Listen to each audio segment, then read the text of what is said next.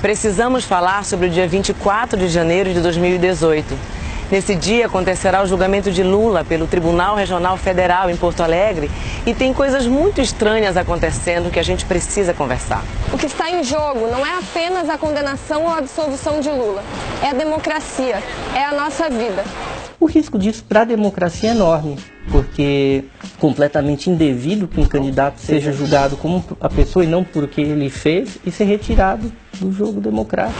Mas antes de falarmos dos interesses políticos acerca desse julgamento, temos que discutir que provas estão sendo usadas contra o ex-presidente. Se você procurar no Google, vai encontrar várias matérias e reportagens compilando todas as provas. Clique e leia você mesmo. Acusam Lula de ter recebido o tal triplex como lavagem de dinheiro e corrupção passiva em troca de favorecer a OAS em 3 contratos da Petrobras. Note, não há prova alguma. Tenho desafiado as pessoas a mostrarem uma única prova. Eu não peço 2, eu peço uma única prova. A certeza de Moro vem apenas do depoimento de Léo Pinheiro da OAS, que diz que reservou o triplex a Lula. Porque o apartamento da família seria o triplex. Como ele é réu no processo, não tem o dever legal de falar a verdade. E dizer por dizer, tá todo mundo dizendo alguma coisa, né?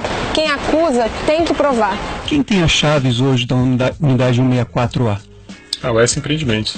Um outro aspecto estranho desse processo é a sua rapidez. 250 mil páginas foram analisadas em apenas 6 meses. É um dos processos mais rápidos da história. A justiça nunca foi tão ágil. O julgamento de Eduardo Azeredo, do PSDB, por exemplo, durou 12 anos. A única coisa que eu peço não é para vocês dizerem que eu sou inocente, não. Eu quero que vocês leiam o processo. E se acharem uma vírgula de culpa, por favor, me telefone. Os equívocos de Sérgio Moro já foram desvendados por juristas por ferirem as mais básicas conquistas civilizatórias, tais como a imparcialidade, o devido processo legal, as regras de competência, a vedação da prova ilícita e a presunção de inocência, como pode ser lido no livro chamado Comentários a uma Sentença Anunciada, o processo de Lula. A Operação Lava Jato se aplica um direito especial, um outro direito. Entre outros argumentos, o jurista Afrânio Silva Jardim defende em um dos artigos do livro que a Justiça Federal não tem competência para processar e julgar o ex-presidente Lula, já que a Petrobras é uma pessoa jurídica de direito privado.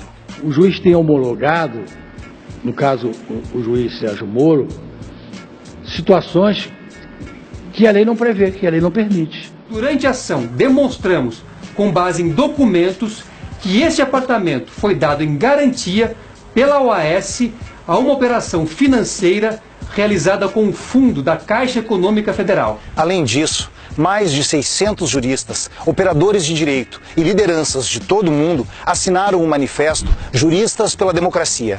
A carta pede para que a comunidade jurídica do mundo volte sua atenção para o que está acontecendo no Brasil, desmistificando os vícios de competência de Moro, o uso de normas do estado de exceção por parte do Poder Judiciário e denunciando a prática de lawfare, termo que designa o uso do sistema jurídico para realizar perseguições políticas. Existem 2 projetos de sociedade em disputa. O primeiro, organizado pela elite, para concentrar riqueza e poder entre poucos. O segundo, distribuir renda e promover a justiça social, defendido por trabalhadores e movimentos.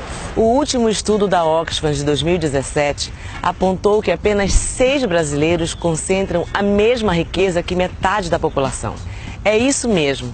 6 pessoas possuem o mesmo que 100 milhões de cidadãos no Brasil. E mesmo assim, eles querem mais. Não é de hoje que a elite em todo o planeta aplica golpes de Estado. Só do início do século XX até aqui, já somamos uma centena de golpes. Antes eram militares, agora são jurídicos, políticos e midiáticos. O método é antigo. Campanhas de desmoralização através dos meios de comunicação, financiamento de políticos e processos judiciais.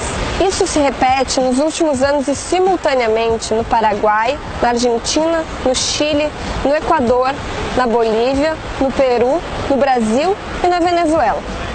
Logo após o golpe, iniciam a revogação de todos os avanços sociais, a destruição da máquina pública e a venda das mais lucrativas estatais. Coincidência? Não. Os setores neoliberais da direita não chegam a 6% de intenção de votos no Brasil. Faz 20 anos que não ganham uma disputa presidencial pelas urnas e, por isso, articularam um golpe com a elite empresarial, do agronegócio, da comunicação, sob o comando do capital financeiro internacional. Derrubaram Dilma sem crime de responsabilidade para assumir a presidência e aplicar o seu pacote de maldades. Apropriam-se do poder por meio de um golpe de Estado. Com Temer no poder, entregaram o pré-sal para as petrolíferas americanas. Antes disso, o destino dos recursos era 75% para a educação e 25% para a saúde. Aprovaram a Emenda Constitucional 95, que congelou gastos primários da União por 20 anos. Os recursos para saúde, educação e previdência são reduzidos para aumentar o pagamento de juros e dívidas aos banqueiros e rentistas. Aprovaram a terceirização sem limites, reduzindo empregos e aumentando a exploração do trabalho. Depois aprovaram a contra-reforma trabalhista, que retirou mais de 100 direitos dos trabalhadores, rasgando a CLT. O Brasil caminha cada vez mais para a modernidade. Para concluir a destruição do país, querem aprovar a contra-reforma da Previdência, que aumenta os pré-requisitos para a aposentadoria e diminui os benefícios para os aposentados. Tirar Lula da eleição é a nova etapa do golpe. Uma condenação sem provas não é justiça, é perseguição política. E tudo isso está sendo feito às pressas, não para combater a corrupção, mas com a finalidade de impedir a sua candidatura, que nos últimos meses cresceu de 20% para até 45% nas pesquisas de intenção de voto. Ontem foi Dilma, hoje é Lula. E amanhã eles se sentirão ainda mais livres para tirar do seu caminho qualquer um que desvie dos seus interesses. Essa solução mais fácil era botar o bichão. Não se trata de amar ou odiar o ex-presidente. É prezar pelo seu direito de concorrer. É pela democracia. É pelo Estado democrático de direito. Se não querem que eu seja candidato, vá para a urna votar contra. Não é por acaso que os olhos do mundo estão voltados para o Brasil no julgamento em Porto Alegre. A decisão poderá mudar os rumos do país e da América Latina, e quiçá do mundo. Isso tudo estará em disputa no dia 24 de janeiro de 2018 em Porto Alegre. A história não absolverá quem condenar o inocente. Pela democracia, juristas contra o golpe! Pela democracia, juristas contra o golpe!